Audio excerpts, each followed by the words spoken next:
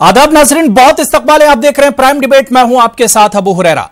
आम इंतखाबात की मुहिम शबाब पर है। हर पार्टी और उम्मीदवार पर तुल रहा है। तशहीरी मुहिम उरूज पर है। अवाम से वादों और यकीन दहानियों की झड़ी लगाई जा रही है। लेकिन इस बीच सवाल यह उठ रहा है कि आम इंतखाबात में इस बार कांग्रेस का मुकाबला किससे है। एक तरफ बीजेपी एनडीए कुंबे के साथ काफी मजबूत नजर आ रही है, जबकि एक वक्त बीजेपी के खिलाफ मुत्तहिद हो रहा अजीम इत्तेहाद चुनाव करीब आते आते तकरीबन बिखर गया है। तो ऐसे में मुल्क भर में मुकाबला सहरुखी नजर आ रहा है, यानी बीजेपी, कांग्रेस और इलाकाई पार्टियां। ऐसे में आम इंतखाबात में कांग्रेस के लिए राह बड़ी मुश्किल लग रही है। उत्तर प्रदेश से लेकर आंध्र प्रदेश और दिल्ली से लेकर मगरबी बंगाल तक कांग्रेस मुकाबले में तनहा है।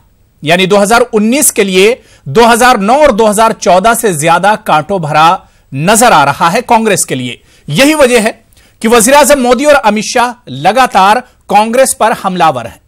अब देखना यह अहम होगा कि सख्त इम्तिहान के वक्त कांग्रेस पार्टी अपने वजूद को बचाए रखने के लिए क्या कुछ हिकमत अमली अपनाती है, या कांग्रेस की सिचुएशन आखिर क्या होगी, कांग्रेस की हिकमत अमली क्या कुछ होगी 2019 के चुनाव में। इसी को हम आज प्राइम डिबेट में समझने की कोशिश करेंगे। लेकिन सबसे पहले यह रिपोर्ट देखिए।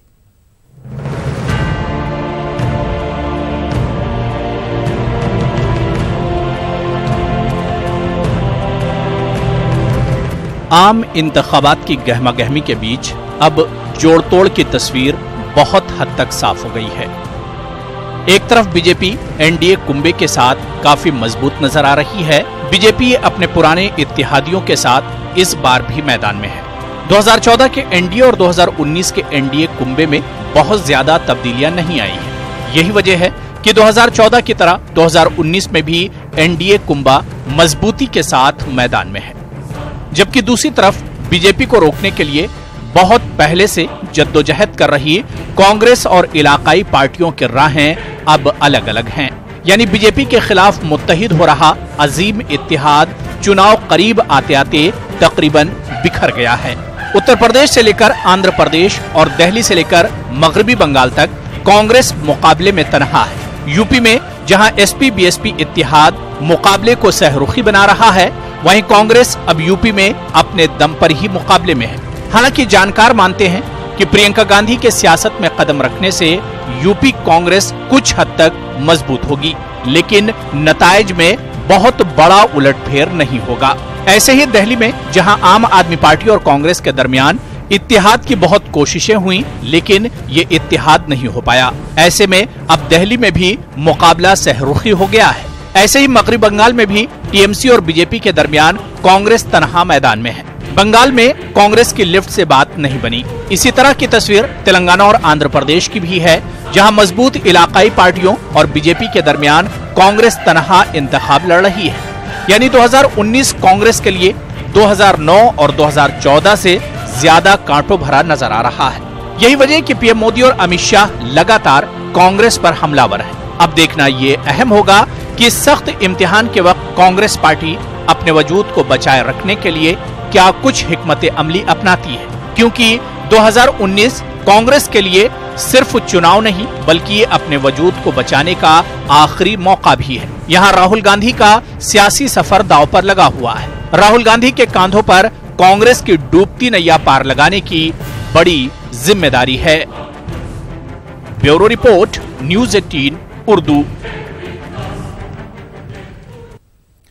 2019 इंतखाबात में कांग्रेस के लिए एक तरह से बहुत बड़ा चैलेंज है, कांग्रेस के लिए एक इम्तिहान की घड़ी है।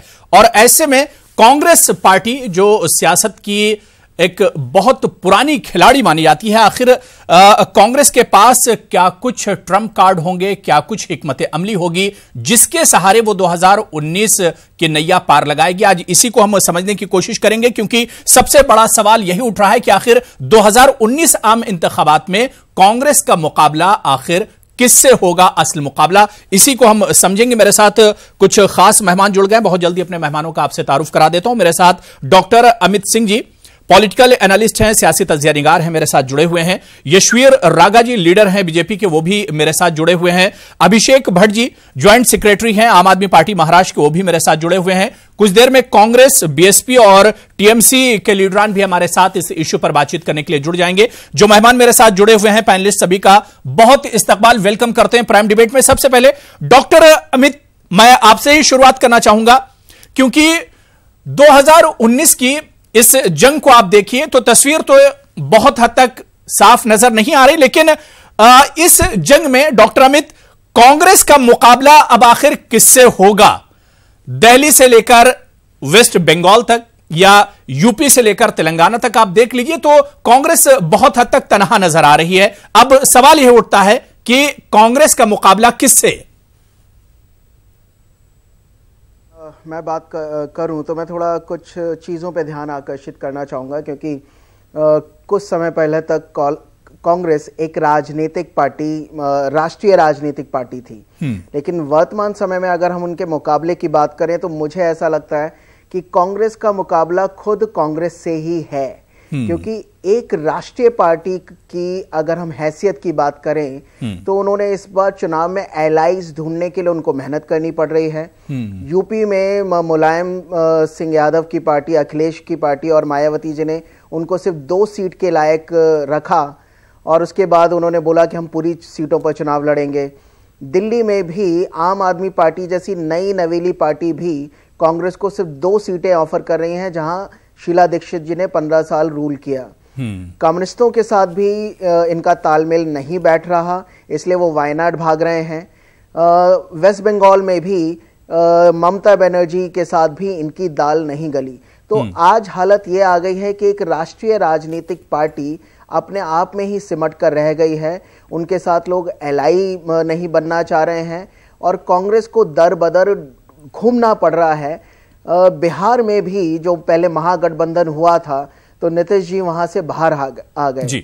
उत्तर प्रदेश में भी अखिलेश के साथ उन्होंने सांठगांठ की थी, लेकिन वो भी नहीं चल पाया।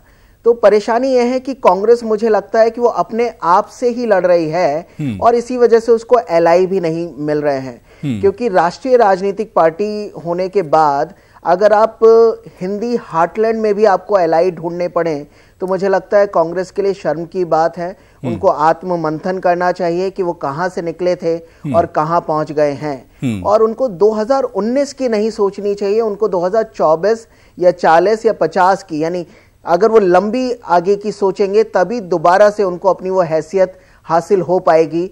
अभी वो शॉर्ट टर्म गेन के पीछे भाग रहे हैं, इसलिए उनको एलआई नहीं मिल रहा है। मुझे लगता है उनको 10, 20, 15 साल की सोचनी चाहिए कि देश में उनको अपना एक वर्चस्व बनाना है, ना कि 2019 के बारे में ही सोचना चाहिए। बिल्कुल डॉक्टर अमित, लेकिन जिस तरह से इस बार यूपी में देखा जाए, प्रियंका गांधी को इंट्रोड्यूस कराया सियासत में, पॉलिटिक्स में, और वहां पर राहुल गांधी ने कहा भी कि वो फ्रंट फुट पर आकर खेलेंगे। क्या आपको नहीं लगता है कि कांग्रेस लॉन्ग टर्म के बारे में ही सोच रही है?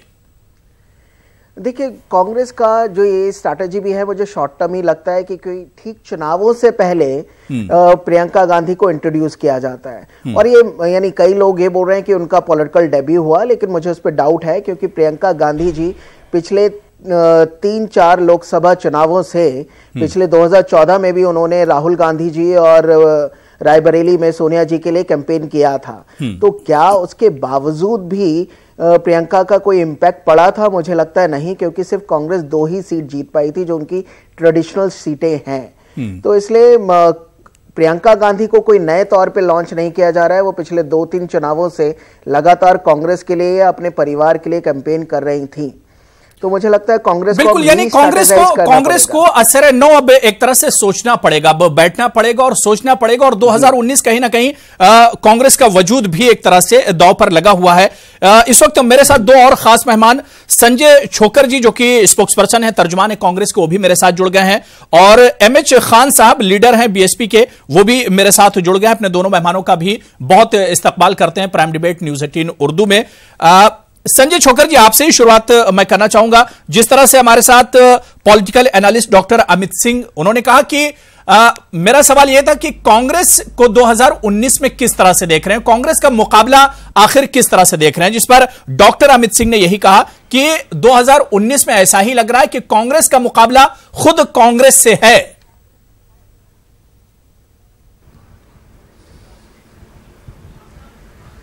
नहीं, देखिए अबू जी, मैं डॉक्टर साहब की बात पूरी सुन रहा था जी, और पूरा सुनने के बाद मैं बताना चाहता हूं कि डॉक्टर साहब को पूरा ज्ञान नहीं है, पूरा उनको पता नहीं है। आप 2009 का अगर आंकड़ा उठा के देखेंगे तो 2009 में कांग्रेस पार्टी सबसे बड़ी पार्टी थी उत्तर प्रदेश में, 22 सीटें कांग्रेस पार्टी को मिली थी।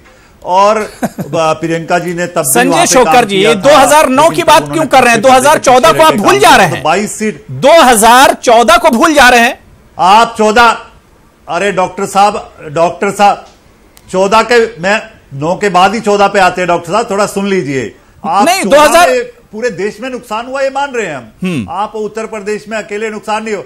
2014 में पूरे देश में हमारे को नुकसान हुआ। 10 साल पार्टी सरकार में रही, 2009 में सरकार बनी हमारी, 2005 में सरकार बनी, तो 10 साल सत्ता में रहे। वो एक ठीक है, एक बदलाव का बात थी, लोगों को बेवकूफ बनाया गया। नरेंद्र मोदी ने जिस तरह के जुमले छोड़े, 15-15 लाख की बात करी, आपने काले धन की बात की, लोगों को गुमराह करके ये सरकार बनाई थी।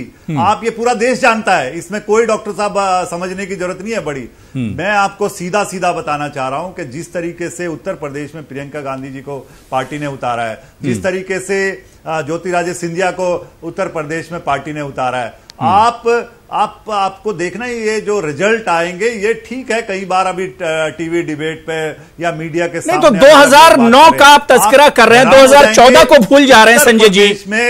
2014 को भूल जा रहे हैं।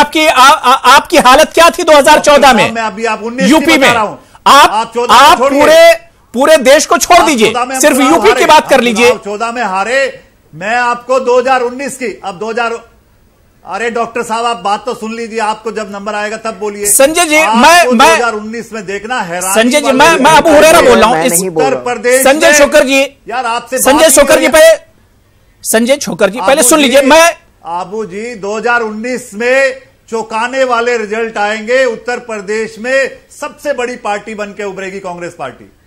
नहीं तो ये चौंकाने वाले क्या कांग्रेस के लिए होंगे?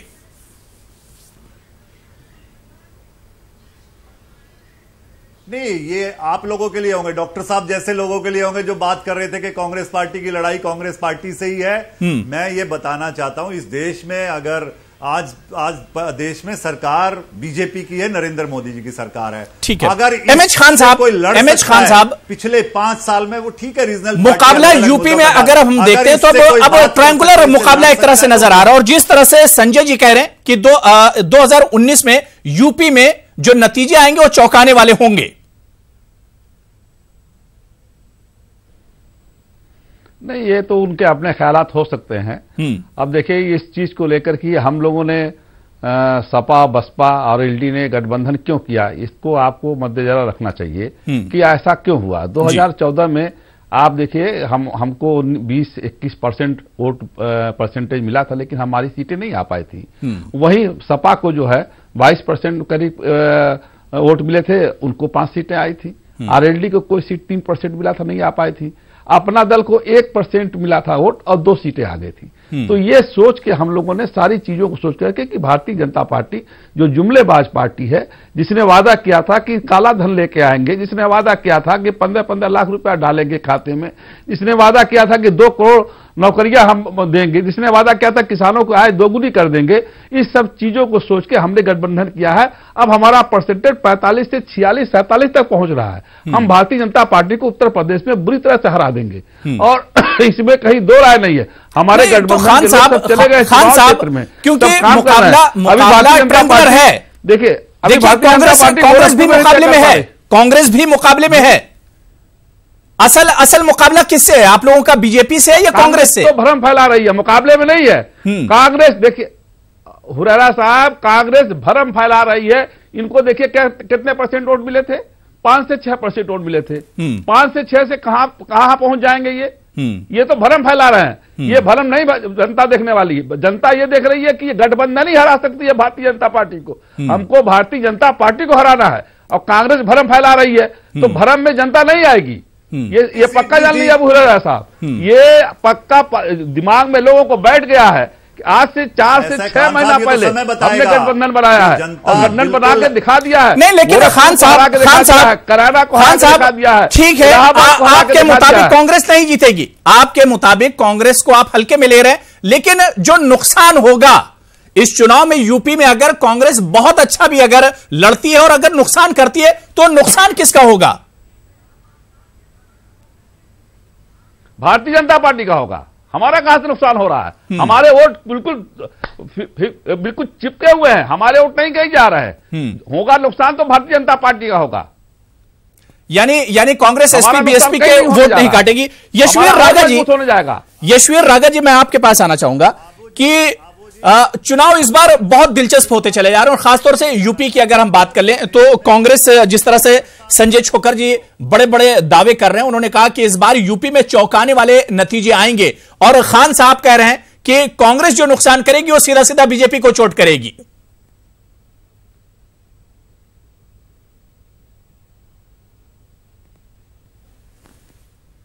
कुछ महीनों पहले देख रहे थे, कोलकाता में एक बहुत बड़ी रैली हुई थी ममता बनर्जी के नेतृत्व में। वहां सपा, बसपा, कांग्रेस, टीडीपी, आम आदमी पार्टी और जितने भी ये विपक्षी दल के संगठन थे, सब एक महागठबंधन का रूप ले रहे थे। चुनाव आते आते ज्यों-ज्यों चुनाव नजदीक आया, ज्यों-ज्यों चुनाव इलेक्शन कमीशन ने चुनाव डिक्लेयर किया, क्या स्थिति है? आज कांग्रेस अकेली अलग थलग पड़ गई है। कांग्रेस को समाजवादी पार्टी, बसपा और आरएलडी के गठबंधन ने यूपी में लात मार दी है। पश्चिम बंगाल में सीपीएम और टीएमसी ने लात मार दी है। वहीं टीडीपी ने लात मार दी है। हर प्रदेश में इनकी स्थिति ये हो गई है कि इनके पास कोई गठबंधन करने के लिए संगठन तक नहीं है, कोई पार्टी नहीं है। और बात करते हैं कि प्रियंका गांधी के आने से हम यूपी में माहौल बन गया है। वही प्रियंका गांधी जो पिछले 3 लोकसभा चुनाव में लगातार रायबरेली और अमेठी की इंचार्ज रही हैं, जो सिर्फ 2 ही सीट बचा पाती हैं, वो भी तब जब समाजवादी पार्टी और बसपा का उम्मीदवार वहां खड़ा नहीं होता है। और उसके बाद बताता हूं, जब पिछले विधानसभा चुनाव हुए थे, जिसके बाद हमारे योगी आदित्यनाथ जी को मुख्यमंत्री बनाया गया, उसमें अमेठी में मात्र ये लोग अमेठी में 1 भी सीट नहीं जीत पाए, रायबरेली में मात्र 2 सीट जीत पाए। तो क्या ये प्रियंका गांधी जी की नई आंधी आई है? ये हर बार चुनावों में चुनावी नेता आते हैं और चुनाव में प्रचार करके अपने घर बैठ जाते हैं। तो ये मत सोचिए कि प्रियंका गांधी के आने से कुछ नया माहौल बनेगा। एक बात और मैं बताता हूं, अगर इस तरह की स्थिति होती, प्रधानमंत्री श्री नरेंद्र मोदी जी हो चाहे आदरणीय अध्यक्ष अमित शाह जी, उन्होंने कहा है कि हम 73 से 74 हो जाएंगे, क्योंकि उन्हें पता है कि अमेठी की सीट भी स्मृति ईरानी जी जीत रही हैं। स्मृति ईरानी जी लोकसभा अमेठी को इस बार प्रतिनिधित्व करेंगी।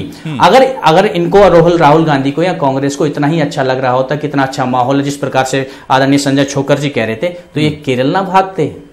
जिस प्रकार से अमेठी से बचकर ये केरल भागे हैं, तो इससे साफ अंदेशा है। जिस क्षेत्र को आप 15 साल से शासित कर रहे हैं, जिसमें आप विकास कार्य के एक ईंट नहीं लगवा पाए हैं, जो भी कार्य हो रहे हैं पिछले 4 साल में उस अमेठी में हो रहे हैं, वरना उस क्षेत्र में कई गांव में बिजली तक नहीं पहुंची, जहां आपने 10 साल सरकार रहते हुए सांसद रहे। संजय छोकर, क्या वाकई में राहुल गांधी को हार का डर है, जिसकी वजह से भागना पड़ रहा है, वायनाड जाना पड़ा राहुल गांधी को? क्या यही सच्चाई है? मैं बीजेपी के प्रवक्ता से यह पूछना चाहता हूं कि पिछली बार जब मोदी जी वाराणसी पे भाग के आए थे, तो इसका मतलब कि वहां से वो कमजोर थे, इसलिए वाराणसी चुनाव लड़ने आए थे। ये कैसी बात करते हैं? इनको लॉजिकल इनको समझ में ही नहीं आ रहा। मोदी 2 जगह चुनाव लड़ सकते। चलो संजय जी इसी बात का जवाब दे देता हूं।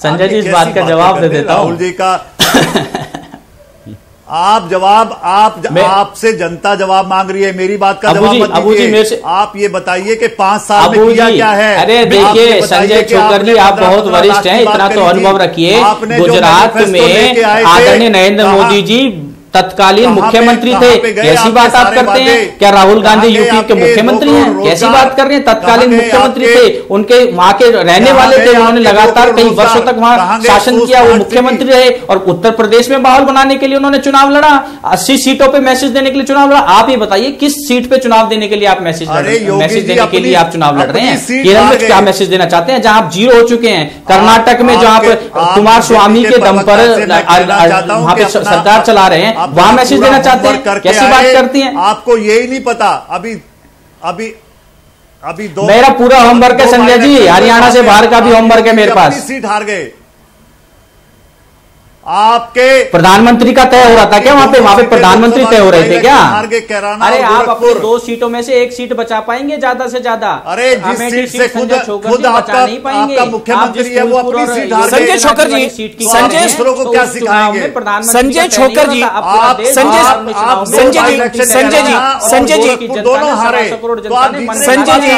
संजय जी, देश में श्री नरेंद्र मोदी जी बने। संजय जी, जो हकीकत है उसे भी बताइए कि 2014 की अगर बात कर लीजिए तो अमेठी में ही राहुल गांधी के वोट परसेंटेज में भी बहुत बड़ा फर्क आया है।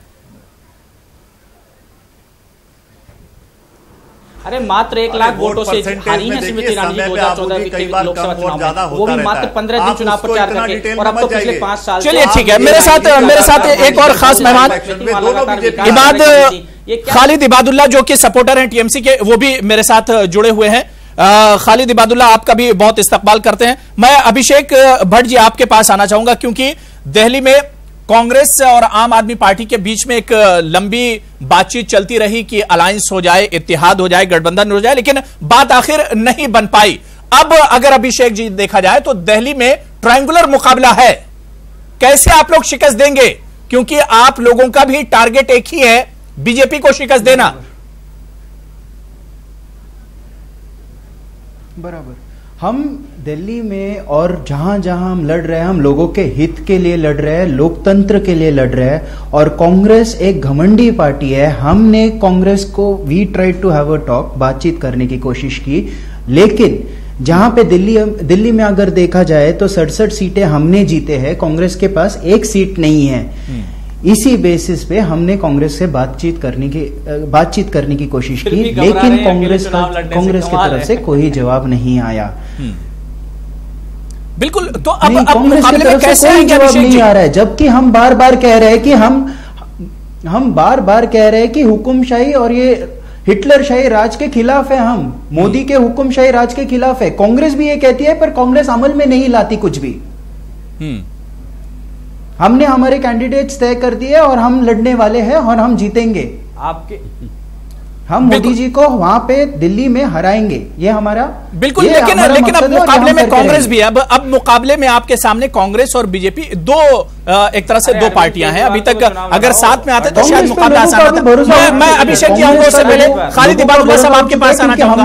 खालिद इबादुल्ला, अगर वेस्ट बंगाल की बात करें, क्या वाकई में जिस तरह से कांग्रेस से बात नहीं टीएमसी की बनी है, क्या मुश्किलें बढ़ेंगी ममता बनर्जी की? एक तरफ बीजेपी और अब एक तरफ कांग्रेस। चलते रहते हैं।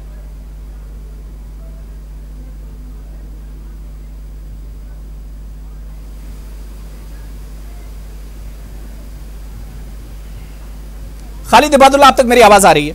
जी आ रही है। मैं कह रहा हूं कि कांग्रेस जी। और सीपीएम के अलायंस नहीं होने से ये तो बीजेपी की मुश्किलें बढ़ गई है, क्योंकि आपने देखा होगा कि राहुल गांधी ने एक अलायंस नहीं करके ये बता दिया कि ममता बनर्जी वहां मजबूत हैं और ममता बनर्जी को पूरे सीट जीतने का मौका यहाँ पे मिल गया। और ये साबित होगा आने वाले 23 तारीख को कि 42 का 42 सीट बंगाल से 40 सीट बंगाल से वही यूपीए के अंदर में जो थर्ड फ्रंट बनेगा, यूनाइटेड इंडिया का जो मौका मिलेगा, उसमें यहाँ 42 सीट ममता बनर्जी लेकर जाएगी और ये कहेगी कि ममता बनर्जी बंगाल से 42 सीट लाई है और उसका वहाँ पे बहुत अहम रोल सरकार बनाने में होगा। तो कहीं ना कहीं मुझे समझ में आता है कि बंगाल कांग्रेस को और ऑल इंडिया कांग्रेस ने बंगाल कांग्रेस को यह बता दिया है कि ममता बनर्जी मजबूत है, ममता बनर्जी को अकेला लड़ने दो। लेकिन खालिद इबादुल्ला में ट्यूनिंग नहीं समझ में आ रही है। टीएमसी और कांग्रेस की जो ट्यूनिंग है वो समझ में नहीं आ रही है।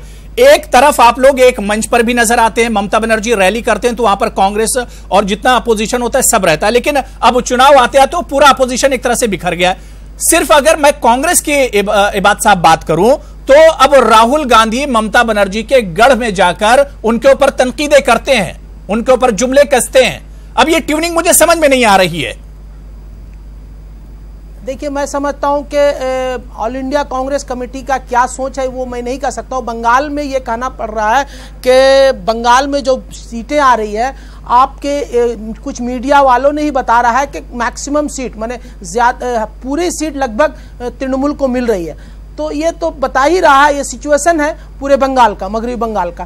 तो आपको ये समझना होगा कि कोई हिट करे, कोई ममता बनर्जी को क्या बोले वो पे ध्यान नहीं देना। जनता यहाँ की ममता बनर्जी को क्या बोल रही है, जनता ममता बनर्जी के साथ में कितना है। खालिद इबादुल्लाह, मेरा सवाल ये है कि फिर अमित शाह और राहुल गांधी में क्या फर्क रह गया?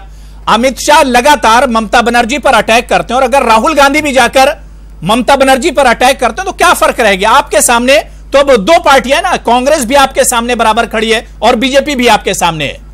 आपको लड़ाई तो दोनों से करनी है। देखिए मैं अमित शाह के बारे में इतना कहना चाहूंगा, अमित शाह अटैक नहीं करते।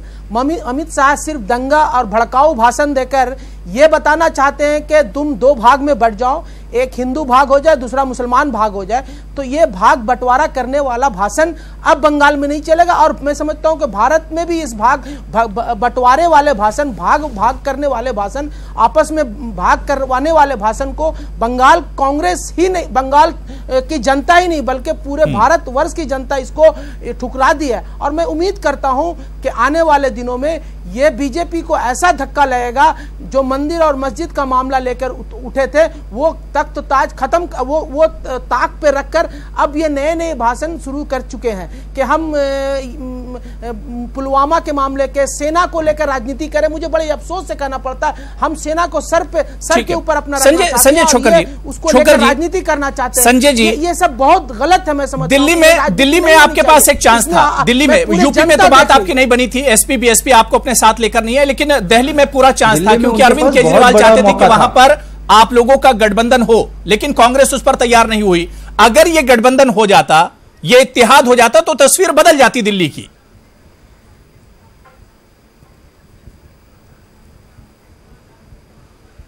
नहीं, ये इसका देखिए, ये ऐसे आप इसका अंदाजा नहीं लगा सकते। ये सिर्फ परसेप्शन है कि आप हालात बदल जाते। लेकिन मेरा ये मानना है कि दिल्ली में हम लोग जिस तरीके से काम कर रहे हैं, 7 की 60 कांग्रेस पार्टी यहां पे हमारी सीटें जीतेगी। और ये कोई जरूरी नहीं है गठबंधन। आप ये देखिए, जो पार्टी आम आदमी पार्टी का हमारा भाई, हमारा साथी अभिषेक जी बात कर रहा था कि गठबंधन हम बात कर रहे थे तो घमंडी पार्टी है। अरे वो आप अपनी पार्टी, आप ये कह रहे हैं कि हमारी 67 सीट आई थी, आप अपना चुनाव लड़िए। हम कांग्रेस पार्टी के लोग, हम अपना चुनाव लड़ रहे हैं। तो गठबंधन की जरूरत उस पार्टी को पड़ती है जो कमजोर होती है। हमारी दिल्ली में कांग्रेस पार्टी बहुत मजबूत है। आप देखना, हम 7 की 7 सीटें आपको संजय छोकर जी, फिर 3 महीने पहले की तस्वीर आप देख लीजिए कि पूरा अपोजिशन एक स्टेज पर आता है और उसके सामने सिर्फ टारगेट बीजेपी और एनडीए होता है। फिर क्या वो आप लोगों का ड्रामा था? कभी दिल्ली में एक साथ नजर आते हैं, कभी कोलकाता में एक साथ नजर आते हैं। देखिए आबू जी, आज भी सब लोगों का, सारी पार्टियों का मिलकर अपोजिशन की जो जितने भी सारे दल हैं, सबका टारगेट बीजेपी है। और कई बार ऐसे हालात होते हैं राजनीति में, लोकतंत्र में, कि कई बार प्री पोल अलायंस होते हैं, कई बार पोस्ट पोल अलायंस होते हैं। तो जैसे हालात होंगे, अगर इस तरह की कोई बात आती है, तो हमारी पार्टी, आज कांग्रेस सबसे बड़ी पार्टी, सबसे बड़ा दल है, तो जैसे हालात होंगे, अगर उस समय थोड़ी बहुत सीटों की जरूरत पड़ेगी तो हम सारे जो हमारे ये गठबंधन के जो साथी है, इन सब की मदद लेंगे। बिल्कुल, यहां पर छोटा सा ब्रेक लेंगे, लेकिन ब्रेक के उस पार जो बात संजय जी ने छोड़ी वहीं से हम शुरुआत कर रहे हैं कि आखिर बीजेपी के साथ या कांग्रेस का असल मुकाबला बीजेपी से 2019 में होने जा रहा है, या फिर जो रीजनल और इलाकाई जो पार्टियां हैं, क्या उनसे कांग्रेस का मुकाबला होगा? इस पर हम बात करेंगे। और जो एक चीज डॉक्टर अमित ने उठाया था कि कहीं ना कहीं कांग्रेस के वजूद पर भी अब सवालिया निशान 2019 में लगेगा अगर उसका परफॉर्मेंस अच्छा नहीं रहता है। और चलिए इस वक्त सीधे आपको जम्मू कश्मीर लिए चलते हैं, जहां पर जम्मू कश्मीर के डीजीपी दिलबाग सिंह इस वक्त बानिहाल धमाके पर प्रेस कॉन्फ्रेंस कर रहे हैं। सीआरपीएफ की कानवाई के करीब आकर के उसको ब्लास्ट किया गया और उसके बाद एक छोटा ब्लास्ट होने के बाद जो ब्लास्ट करने वाला अक्यूज पर्सन था वो उस गाड़ी से निकलने में कामयाब हुआ और फिर उसके बाद वहां से दूर निकला और छुप गया। यूं ही ये इंसिडेंट हुआ, हमारी पुलिस की पार्टी इस मौके पर पहुंची, हमारे सीनियर ऑफिसर्स मौके पर पहुंचे और वहां मौके पर काफी बड़ी तादाद में एक्सप्लोजिव मटेरियल पाया जो जलती हुई गाड़ी के अगल बगल बिखरा हुआ था।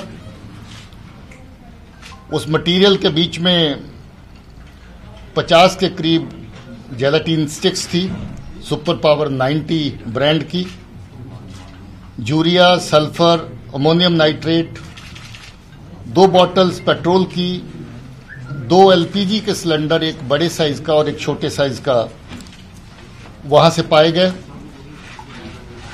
एक आईडी जिससे ब्लास्ट शुरू में हुआ, गाड़ी में आग लगी, उसके कुछ हिस्से पुर्जे मिले और एक बिना फटे हुए टिफिन के अंदर बनी हुई आईडी भी वहां से बरामद हुई। इसके साथ ही पुलिस ने अपना एफआईआर भी लॉन्च करी वहां पर थाना बनिहाल में, और साथ ही साथ इंसिडेंट होते ही सब एरिया को कॉर्डन में और सर्च में ले लिया। और वो कॉर्डन और सर्च का सिलसिला हमारा जो है वो 30 तारीख को इंसिडेंट के बाद दिन भर रात भर चलता रहा। वहां जो वाकये की साइट थी वहां से कोई पास में कोई अच्छे क्ल्यूज कुछ लोगों से मिले और उन क्ल्यूज को बड़ा प्रोफेशनली पुलिस ने फॉलो किया, जिसके ऊपर हमारे डीआईजी टूटी साहब, वहां के एसएसपी, आईजी साहब की गाइडेंस में सभी काम करने लगे और जो भी टिटबिट्स उसमें सामने आ रहे थे उनको जोड़ने की कोशिश करने लगे। उसके चलते चलते क्ल्यू को फॉलो करते करते हमने लगभग वो रूट सारा कवर करने लगे जिसके ऊपर ये आदमी भागा था। इसकी फेंकी हुई कुछ चीजें भी वहां से बरामद की गई, जैसे कि इसने कोई कमीज खास कलर की पहनी हुई थी और कमीज ब्लास्ट के बाद स्वेटर कोई वो थोड़ा बहुत खराब भी हो गई और इसने उतार के किसी जगह पे फेंक दी। इसमें हमने साथ में हमारे जो आर्मी और बाकी फोर्सेज हैं वो भी हमारे अभियान में, तलाशी अभियान में, चेकिंग में सब जगह पे शामिल हुए और जिन क्ल्यूज के ऊपर हम चल रहे थे हमने सब जगह पे हाईवे के ऊपर भी नाके लगा दिए थे। सारे जो पॉइंट थे जहां से जो आदमी एस्केप कर सकता था उन सब पॉइंट्स को सील कर दिया था। डरते मारे जो आदमी कहीं काफी अरसा छुपा रहा किसी बाग बगीचे में जाके किसी कोने में, और इसने फिर कोशिश करी कल शाम को जब अंधेरा पड़ गया कि ये हाईवे के ऊपर फिर आया और वहां से इसने एक टिप्पर में लिफ्ट ली और कश्मीर की तरफ दोबारा से निकलने की कोशिश में था। और जो ही ये आगे बढ़ा और हमारी चेक पोस्ट वहां पर तैनात थी आर्मी और पुलिस के लोगों की, और इस चेक पोस्ट के ऊपर जब इसको देखा तो ये क्ल्यूज के मुताबिक जो इसके मुताबिक हमें मिले थे, इसका डीआर मिला था, उसके मुताबिक हमें शक हुआ कि ये वही आदमी है जो यहां से आईडी ब्लास्ट करके निकल रहा है। उन क्ल्यूज की बना पर जब इसको पकड़ा गया और इससे पूछताछ की गई, उस पूछताछ में ये पाया गया कि असल में यही वो शख्स है जिसने वहां पर आईडी ब्लास्ट करके जो कानवाई को नुकसान पहुंचाने की जो कोशिश करी। इसमें पुलिस ने, आर्मी ने और बाकी फोर्सेस ने मिलकर के बहुत अच्छा काम किया है।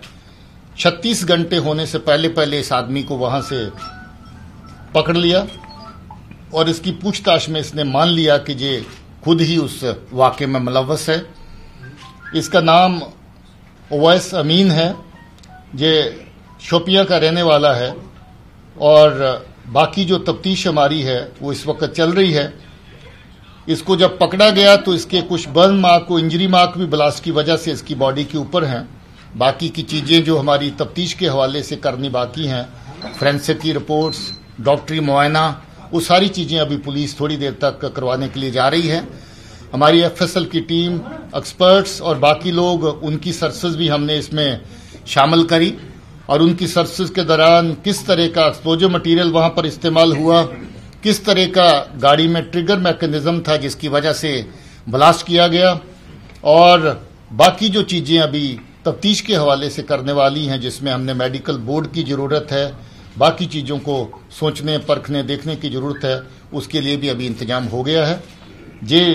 मैं ये समझता हूं कि जम्मू कश्मीर पुलिस के जो ऑफिसर्स ग्राउंड की सतह के ऊपर और सीनियर लेवल के ऊपर काम कर रहे हैं, इनका जो अच्छा कोऑर्डिनेशन है with the security forces, with the army, उसका नतीजा है कि ये बहुत बड़ा जो हादसा, एक तो काफी हद तक वो टला और उसके साथ साथ ये आदमी इस हादसे को अंजाम देने के बाद जो निकल रहा था वो भी पकड़ा गया।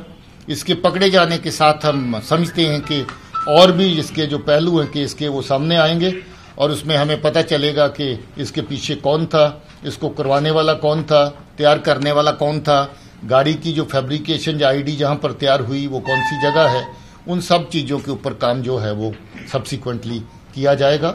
और मैं कम्प्लीमेंट करता हूं हमारे टीम जम्मू की जिनके लीडर आईजी मनीष जी हैं, रेंज पुलिस जिसके लीडर हमारे भीमसेन टूटी जी हैं, जिला पुलिस जिसके एसएसपी वहां अनीता जी हैं, और उसके अलावा बाकी जो फील्ड के ऑफिसर जिन्होंने काम किया, और जम्मू की जहां की जो स्पेशल हमारी एसओजी की जो टीम है जो हमेशा जो इस तरह का जब कोई कारनामा कोई मिलिटेंट या बाकी कोई हादसा इस तरह का पेश आता है तो ये एकदम हर जगह पे तफ्तीश के साथ जुड़ते हैं और बाकी जो कार्रवाई होती है उसमें मदद करते हैं जिला पुलिस की। इन सब ने मिलकर के हर लेवल के ऊपर बहुत अच्छा काम किया है।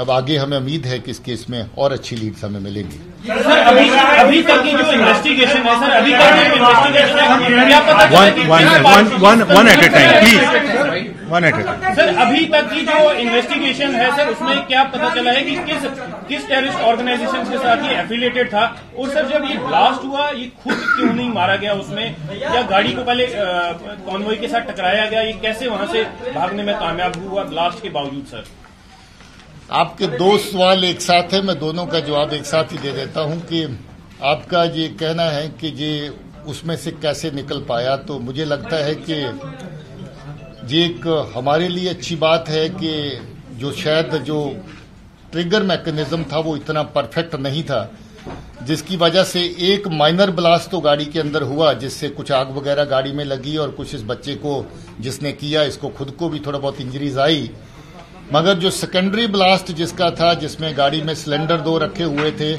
एक आईडी और थी जो फटी नहीं उसमें, बाकी जो फटने वाला साजो। तो जम्मू कश्मीर के DGP Dilbag Singh press conference कर रहे थे, बानिहाल धमाके के बारे में जानकारी दी। उन्होंने कहा कि अहम जो कसूरवार है अवैस अमीन उसे गिरफ्तार कर लिया गया और उससे तमाम जानकारियां निकाली जा रही हैं। आज हम प्राइम डिबेट में बात कर रहे हैं कि आखिर 2019 आम इंतखाबात में कांग्रेस का असल मुकाबला किससे है। आज हमने नेता ऐप के जरिए एक सवाल उठाया था जिसपे हमने सर्वे कराया है और सर्वे का सैंपल रिजल्ट भी आ गया है। हमारा सवाल था कि राहुल गांधी की 72,000 की स्कीम से गरीबों को जो 72,000 रुपए मिलेंगे क्या उससे मुल्क की गुर्बत खत्म होगी। राहुल गांधी रुपीज 72,000 स्कीम, क्या cash transfer to the poor will help to the poverty, क्या राहुल गांधी की स्कीम से मुल्क की गुर्बत खत्म हो पाएगी? जिसका जवाब आया है 51% लोगों ने कहा है कि हां इससे गुर्बत खत्म होगी, जबकि 39.61% लोगों ने कहा है कि गुर्बत खत्म नहीं होगी और 9% लोगों ने कहा है कि इस बारे में हम कुछ नहीं कह सकते। लेकिन 51.37% लोगों ने कहा है कि राहुल गांधी की स्कीम से मुल्क में गुर्बत खत्म हो जाएगी। लगातार आज प्राइम डिबेट में हम बात कर रहे हैं कांग्रेस की क्या कुछ हालत रहने वाली है, कांग्रेस का असल मुकाबला किससे होने वाला है, इसी पर बात करें। कुछ खास मेहमान मेरे साथ जुड़े हुए हैं। मैं संजय शुक्र जी आपके पास ही आना चाहूंगा। जो हमने आज नेता ऐप के जरिए सर्वे कराया था उसका रिजल्ट आ गया है और उसमें तकरीबन 51% लोगों ने कहा है कि राहुल गांधी की 72,000 की जो स्कीम गरीबों के लिए है उससे बहुत हद तक मुल्क में गरीबी खत्म होगी।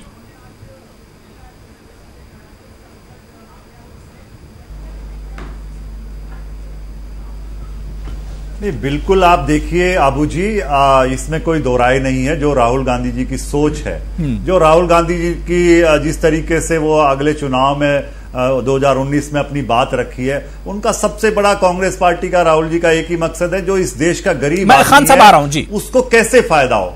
आप देखेंगे पिछले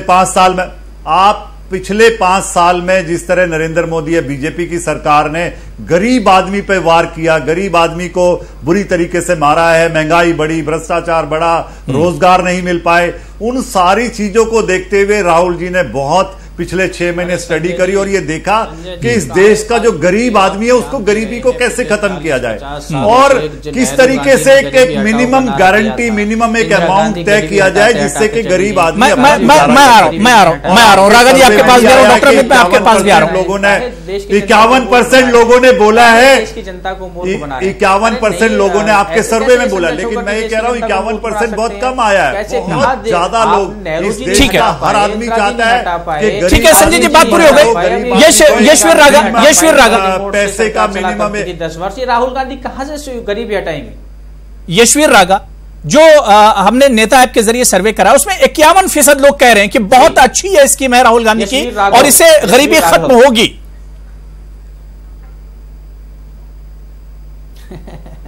देखिए मैं इस बात का जवाब दे देता हूं। मैं संजय जी जब बोल रहे तब भी मैंने कहा नेहरू जी ने सबसे पहले ये नारा दिया था कि गरीबी हटाओ।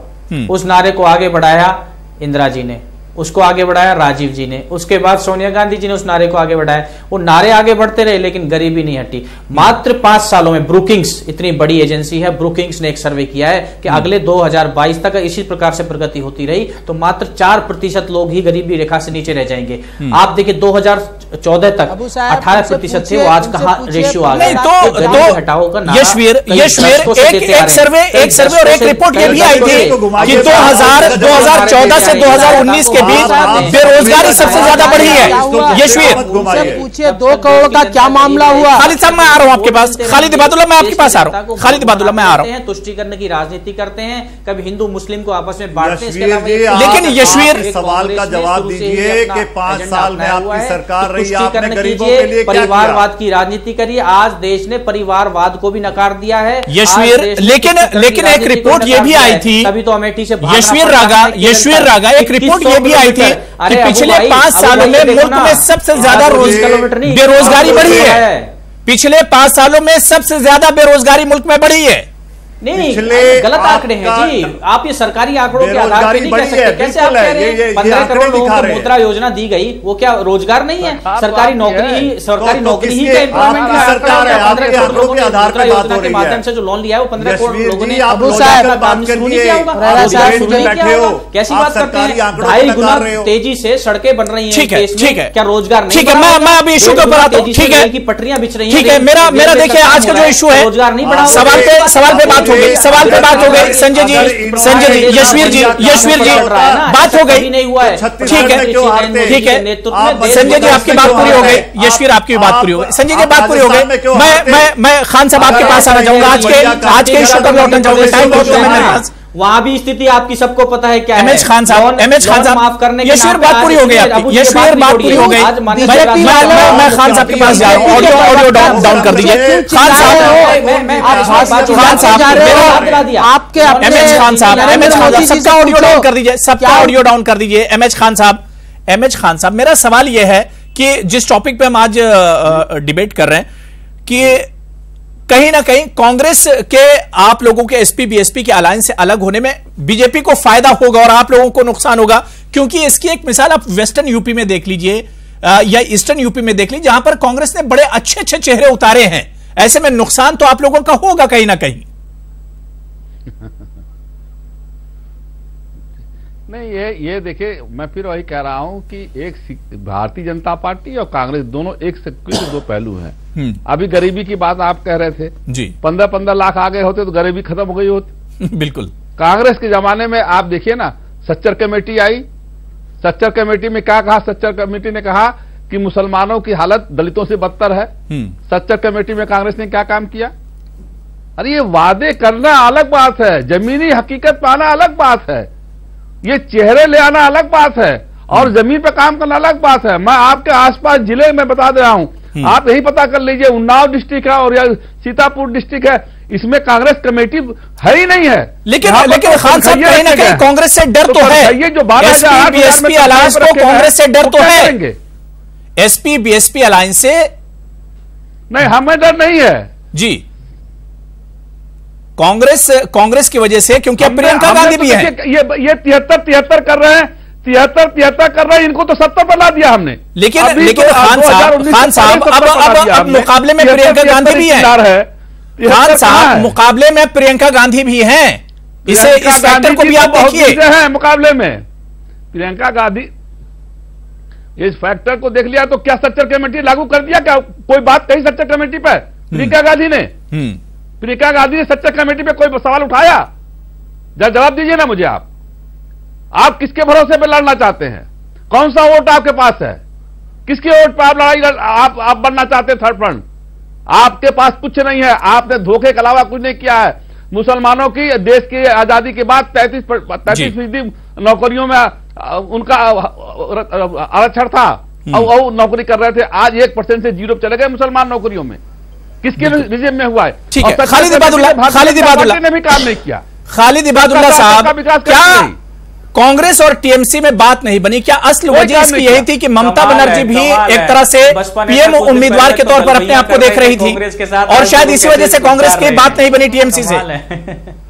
खालिद इबादुल्लाह,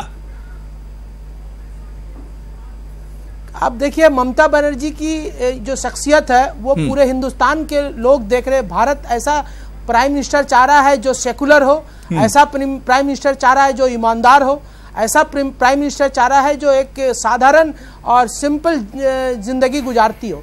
तो ममता बनर्जी उसके लिए बहुत फिट है, यानी पीएम मटेरियल है वो। हिंदुस्तान की जनता चाह रही है जी, यानी अगर पूरा अपोजिशन मिला और कांग्रेस का भी सपोर्ट रहा। मैं एक बात यहाँ पे थोड़ा क्लियर कर दूं, मैं थोड़ा क्लियर कर दूं कि बीजेपी वालों को मैं क्लियर कर दूं, बीजेपी के प्रवक्ता बहुत चिल्ला रहे थे और कह रहे थे कि उत्तर प्रदेश से नया प्राइम मिनिस्टर जाएगा। बीजेपी के प्रवक्ता चिल्ला रहे थे कि 72,000। मैं उनसे पूछना चाहूंगा कि आपका नरेंद्र मोदी का वादा क्या हुआ 15 लाख का? आप नरेंद्र मोदी से पूछिए 2 करोड़ नौकरी क्या हुई? आप नरेंद्र मोदी से पूछिए जो पेट्रोल की कीमत आपने कम करने को कहा था क्या हुआ? आप उनसे पूछिए कि जो डॉलर की कीमत 72 रुपया 73 रुपया चला गया वो क्या हुआ? आपने कहा नहीं यशवीर, देखिए आज दिलचस्प तो यही है कि आज सब बटे हुए हैं। जो अपोजिशन में पहले जो अपोजिशन मुत्तहिद लगता था आज सब बटा हुआ है। सोनिया गांधी के टाइम में अरे आपके नरेंद्र मोदी, ठीक है खालिद इबादुल्लाह आपकी बात हो गई, खालिद इबादुल्लाह बात हो गई। मैं यशवीर आपके पास आऊंगा। यशवीर, टीएमसी के प्रतिनिधि को मैं जवाब देना चाहता हूं, मुझे मौका दिया जाए। झूठ की राजनीति करते हैं, कभी गलत की राजनीति करते हैं और धीरे धीरे वो मुझे मौका दिया जाए। ठीक है मैं अभिषेक आपके पास जाऊंगा। यशवीर 30 सेकंड, उससे ज्यादा मैं नहीं दूंगा। यशवीर 30 सेकंड में जवाब दीजिए। रोक लगा दी इन लोगों ने, राम यात्रा पर रोक लगा दी इन लोगों ने। ये हत्यारे बैठे हैं और मेरे शर्म आती है कि ऐसे लोग मेरे सामने बैठे हैं। चलिए ठीक है ना, मेरा डिबेट आज इस पर नहीं है, मेरा डिबेट इस पर नहीं है। मैं अभिषेक आपके पास आना चाहूंगा। मैं अभिषेक आपके पास आ रहा हूँ, टाइम कम है, मुझे डॉक्टर अमित के पास भी जाना होगा। अभिषेक, वाकई में अगर आम आदमी पार्टी और कांग्रेस मिलकर आते, दोनों अगर मिलकर आते तो बीजेपी को आसानी से शिकस्त दी जा सकती थी। केजरीवाल का यह सपना भी था कि 7 की 7 सीटें हम जीते अगर कांग्रेस हमारे साथ आ जाए। जरूर ये काफी दिल्ली वालों के लिए अच्छा होता क्योंकि सेक्युलर पार्टीज एक साथ आती और बीजेपी को डेफिनेटली बहुत तकलीफ होती इससे।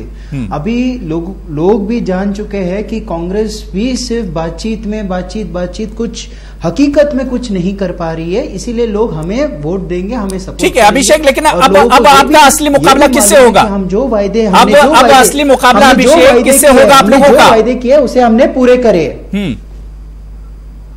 हमारा मुकाबला पहले से ही बीजेपी के खिलाफ था। ये हुकुमशाही तानाशाही राज चलने नहीं देंगे मोदी जी के, हिटलरशाही राज नहीं चलने देंगे। अरविंद केजरीवाल को उन्हें अपना वादा पहले पूरा करने दो। अगर कांग्रेस से इतनी नाराजगी है तो अमेठी से चुनाव लड़िए। पहले आप अपना वादा पूरा करो।